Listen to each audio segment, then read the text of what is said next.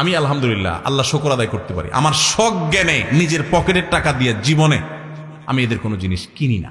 সেদিন এক জায়গায় একটা খাবার অর্ডার দিতে বলছি আমার ড্রাইভার সাহেবকে, তো উনি ফোন দিচ্ছেন, বলে যে অফার আছে স্যার।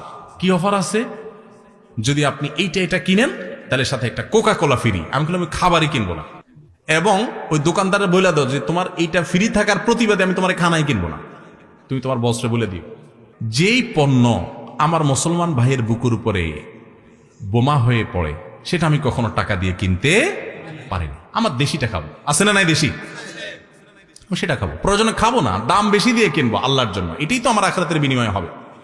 আমি এই জন্য বলি, যদি দোকানদার ভাই কারোর সৎ সাহস থাকে, বা আপনারা দোকানদারকে বুঝাইতে পারেন, কোন মুদি দোকানদারকে, ভাই অমুক অমুক কোম্পানির পণ্য, এই কোম্পানি ভরা আমাদের দোকানগুলোতে, কেন আমরা তাদেরকে টাকা দিব? আমি আমার দেশিটা কিনবো, কম দামেরটা কিনবো, মুসলিম দেশিটা কিনবো। আপনি জানেন তার কিতে এমন কি গতকালকে না পরশু দেখলাম কোন জায়গা যেন অমুসলিম প্রধান দেশে, আপনি অবাক হয়ে যাবেন, সেখানে ম্যাকডোনাল্ডসের মতো দোকান, মানে আপনার খাবারের দোকান মাছি মারতেছে, যেখানে সিরিয়াল ধরে মানুষ দাঁড়ায় থাকতো। আমি কিছুদিন আগে মালয়েশিয়া গেছি, সেখানে আমাকে ভাইরা বললেন এবং দেখাইলেন যে দেখেন ইহুদিদের দোকানগুলোর সামনে আগে ভিড় লেগে থাকতো, এখন কোনো মানুষ সেদিকে যায় না। কেউ একজন ঢুকলে অন্যরা থুতু ফেলে ঘৃণা করে, যে বাচ্চাদেরকে হত্যা করে যারা তোমরা তাদের জিনিস কিনতেছো। আর আমরা মুসলমান দেশ বাংলাদেশ, প্রত্যেকটা দোকানে দোকানে এদের ওয়াশিং পাউডার, এদের সাবান, এদের শ্যাম্পু, এগুলো ছাড়া আমাদের ঘর বাড়ি নাই। এখানে যারা আছেন আমার মনে হয় 99% মানুষের ঘরে ইহুদিদের জিনিস আছে। আমি আলহামদুলিল্লাহ আল্লাহ শুকর আদায় করতে পারি, আমার সজ্ঞানে নিজের পকেটের টাকা দিয়ে জীবনে আমি এদের কোনো জিনিস কিনি না। নিরুপায় হয়ে গেছেন, কোনো জিনিস তাদের কেনা ছাড়া উপায় নাই, সেটা ভিন্ন কথা, কিন্তু যেটার উপায় আছে সেটা আপনি কেন কিনতে যাবেন? সবাই এদের পণ্য বর্জন করবেন তো ইনশাআল্লাহ। আল্লাহর জন্য যদি ত্যাগ করেন, এটাই আপনার আখিরাতে নাজাতের জরিয়া হবে ইনশাআল্লাহ। চেষ্টা করবো না ইনশাআল্লাহ? আল্লাহ আমাদের সাবধান করেছেন, আমরা সাবধান হব। আল্লাহ তাআলা পৃথিবীতে সর্বপ্রথম কি সৃষ্টি করেছেন?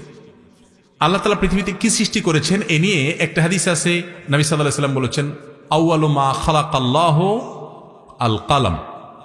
আল্লাহ তাআলা প্রথম সৃষ্টি করেছেন কলম। কলমকে আল্লাহ সৃষ্টি করতে তার কোনো কারখানার দরকার না আমাদের মতো। আল্লাহ বলছেন কলম হয়ে যাওয়া হয়েছে, এরপরে কলমকে নির্দেশ করেছেন, কলম লিখেছে। বুঝে আসছে কথা? অন্য কোন বর্ণায় আরো অন্যান্য কোন সৃষ্টির কথা আসছে, তবে কলমের ব্যাপারটা খুব বেশি প্রসিদ্ধ এবং নবী সাল্লাল্লাহু আলাইহি ওয়াসাল্লাম হাদিস দ্বারা বিশুদ্ধভাবে প্রমাণিত।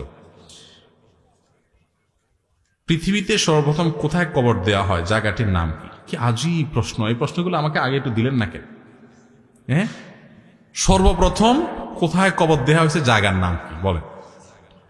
আপনি কি সে কবর জিয়ারত করতে যাবেন? ভাই, আর প্রশ্নোত্তরে যাব না আমরা। দেখুন, প্রথম মানুষ পৃথিবীতে যে মারা গেছেন তার নাম হলো হাবিল। তিনি কে? আদম আলাইহিস সালামের ছেলে।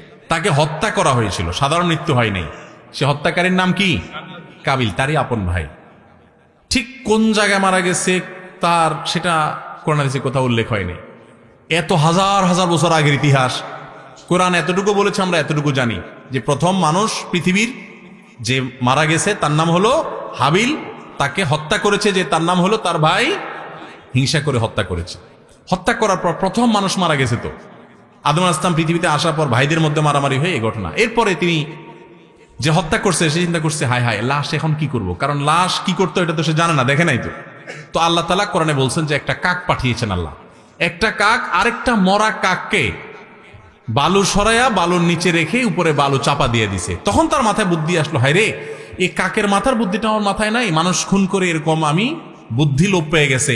তখন সে মাটি খুদে তার ভাইয়ের লাশ রেখে দাফন করেছে। এই প্রথম মানুষকে দাফন করা হয়েছে। জায়গাটা এক্সাক্ট কোথায় এটা একমাত্র আল্লাহ ভালো জানেন। এত আগের কথা, সেটার নাম নিশানা এখন থাকার কথা না।